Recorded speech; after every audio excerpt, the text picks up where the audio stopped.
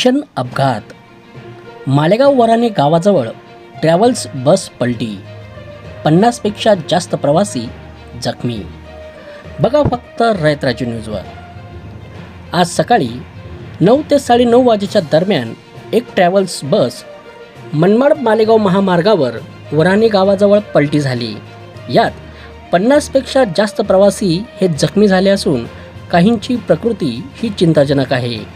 ही बस पुणे येथून नेपाळकडे जात असताना मनमाड मालेगाव महामार्गावर वराणे गावाजवळ ती पलटी होऊन तिचा अपघात झाला.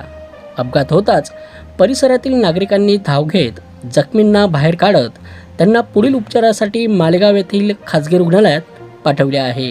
तर या अपघातात एका 10 वर्षाच्या मुलाचा हात अडकल्याने JCBच्या साह्याने त्याला मदत करत बाहेर काढण्यात आले.